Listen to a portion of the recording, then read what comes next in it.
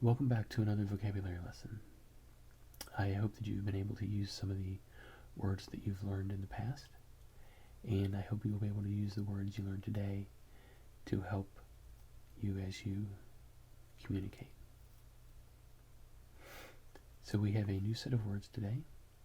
Some of them are very useful, and I think you'll be able to incorporate them into your day-to-day conversations. And some of them are very unusual and amusing, and something you can use to maybe impress somebody. This first word means to thwart, or to stump someone, or to obstruct someone, to keep them from doing what they want to do. And that word is stymie.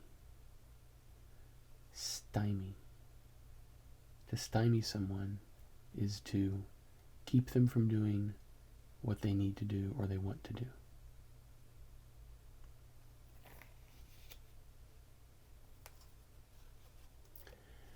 This next word means to French kiss, or to kiss with the tongue.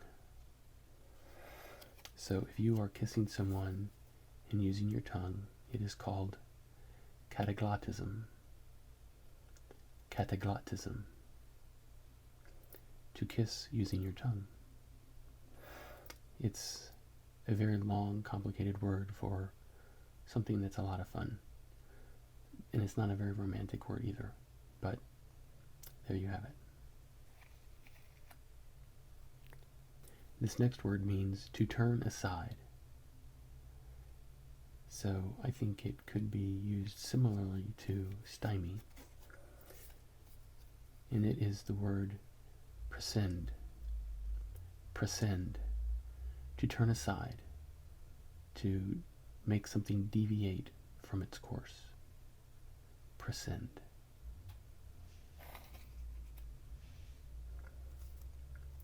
This next word means to turn one's back on one's party or cause, or to make evasive statements and be unclear in what you're saying, or to equivocate.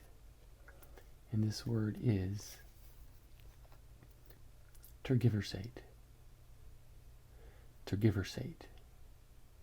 To turn your back on your people or your cause, or to give very unclear, evasive statements.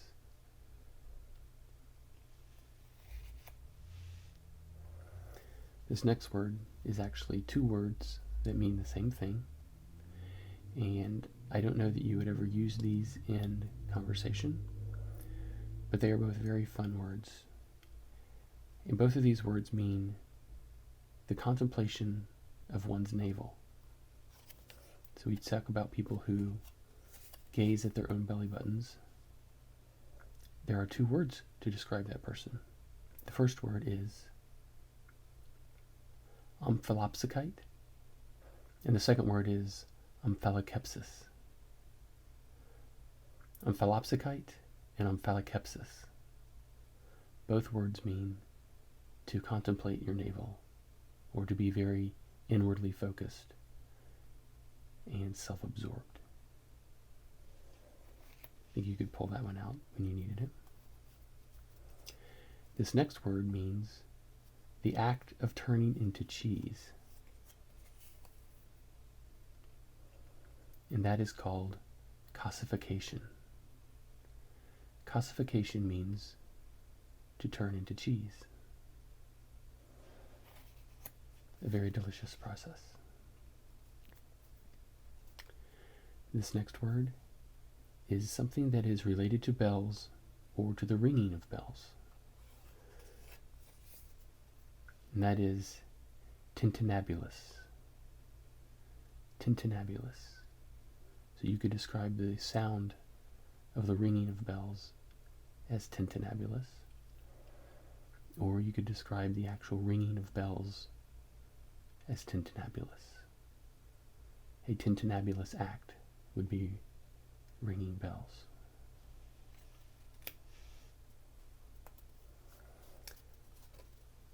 This next word means to take money from, either by trickery or by taxation or some other means. Mulket. Mulket. To take money from.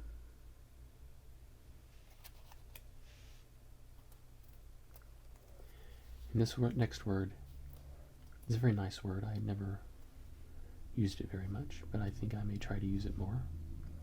And it is a word that describes something that has an abundance of trees or shrubbery, and it comes from the same root word as bush, and it is bosky.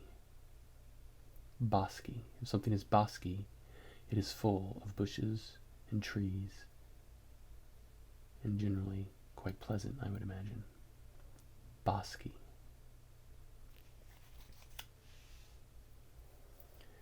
This next word is something that is in a state of chaos, disorder, and confusion.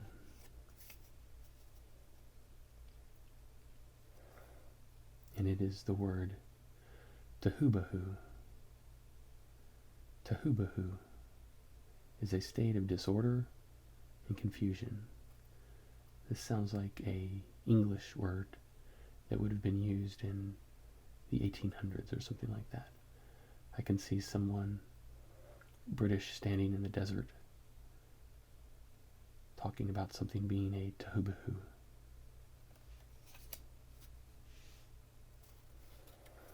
This next word is to offer unsolicited or meddlesome advice, or to make wisecracks when others are trying to work or speak seriously.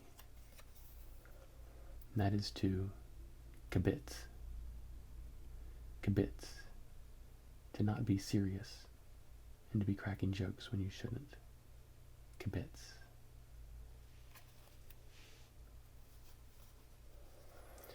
If you know someone who is always reading and always into books, almost to the exclusion of everything else, you now have a word to describe them. And that is bibliobiblui. Very fun word to say. Someone who reads books way too much. Bibliobiblui.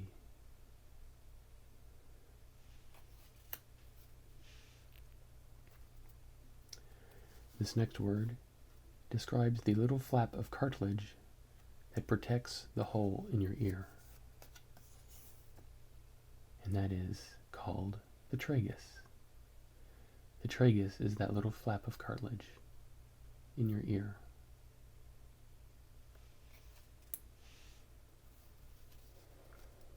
This word describes an employee or an assistant who does just about everything.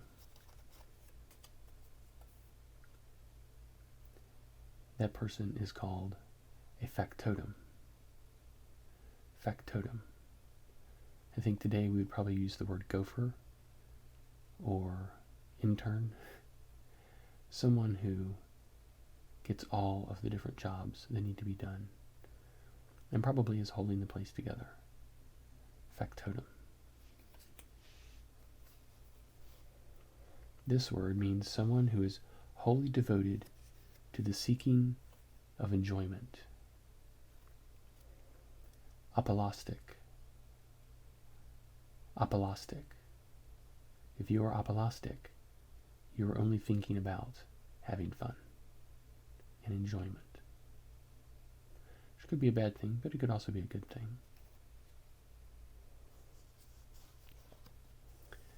If something looks like it's made out of marble, it is called memorial. It's something that resembles marble. Marmorial.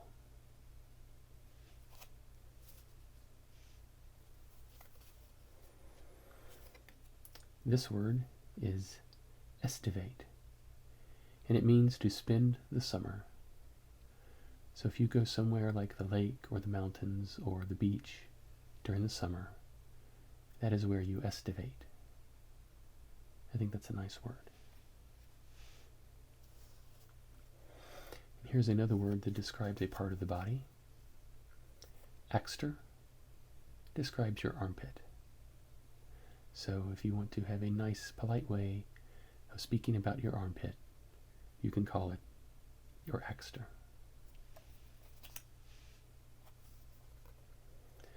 Now this word is a fun word, and it refers to the act of calling someone a bastard. And the act of calling someone a bastard is called nathasunamia. Nathasunamia. Calling someone a bastard.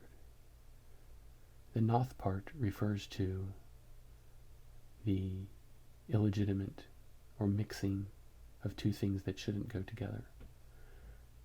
Often used to talk about hybrid plants.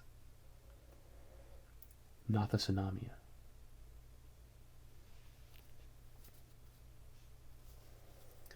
This word means to learn something through laborious investigation. Explicate. To explicate something is to thoroughly research it, to learn something about it. Kind of like in-depth studying, or maybe even being a detective. Explicate. And this word refers to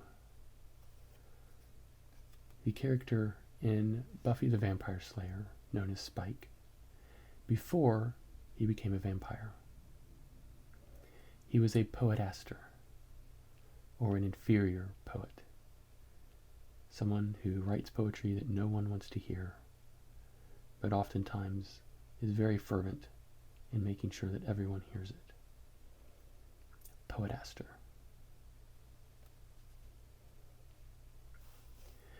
If you are feeling nervous, irritable, or like you have fidgety feelings, those are called phantods. Feeling nervous, fidgety, or the willies. Phantods.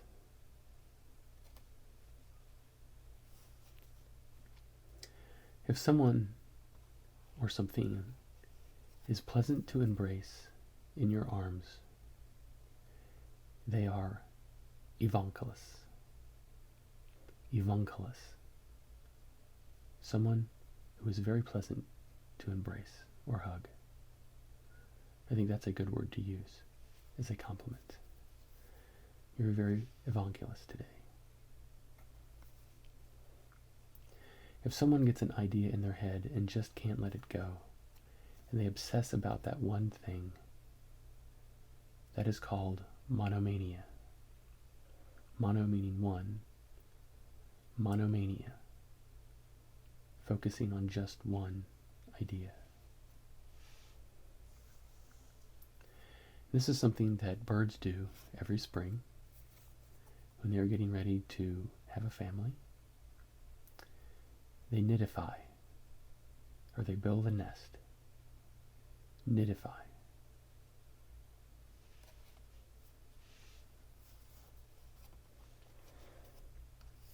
Someone who is possessed by a demonic spirit is called energumen.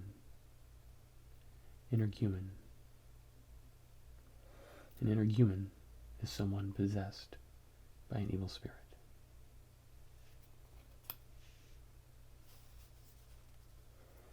If you have a sore or a nasty place on your body that has pus inside of it, it is called purulent. Purulent. I imagine could also be a very nice insult word for someone. Purulent. Containing pus. Nastiness. This next word is long, but it refers to something fairly mundane. That is the study of the growth rings on trees. And that is dendrochronology. Dendrochronology is the study of the growth rings in trees. Chrono meaning time.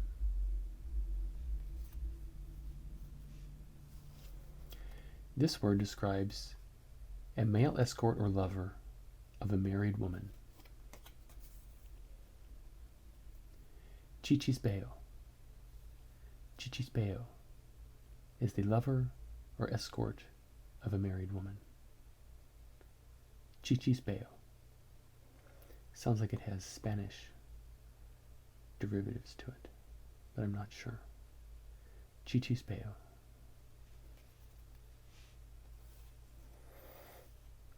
If you are a sleepwalker, you can be referred to as a somnambulist. Somnambulist, someone who walks in their sleep. This word describes the change of circumstances that affects someone's life. And it is vicissitudes, or vicissitude. Those random things that happen in our life that change things for us. Vicissitudes. They could be positive or they could be negative, but highlighting the randomness of the events.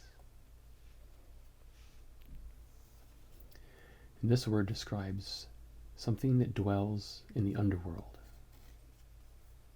dark and mysterious. It is known as chthonic.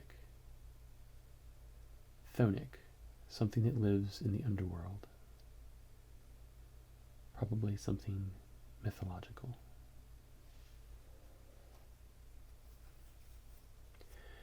If something or someone is silly, foolish, or stupid, they can be referred to as acerine, which also means goose-like. Answering. Foolish or stupid, or a goose.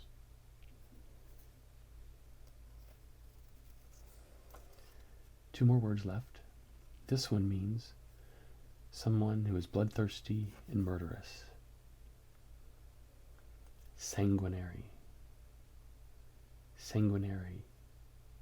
It sounds like sanguine or calm, but it means something very different. Sanguinary. Murderous. Bloodthirsty. And the last word is a wonderful word. I saved it for last. It is someone who is given to suffering from gross excess in eating and drinking. And that word is crapulous. Crapulous. If you are given to overeating and indulging way too much in food, you are crapulous. So I hope you've enjoyed these new words, and I hope you're able to put some of them to use in your day-to-day conversations. And I hope that you are able to communicate more effectively because of them. So I'll see you next time. Goodbye.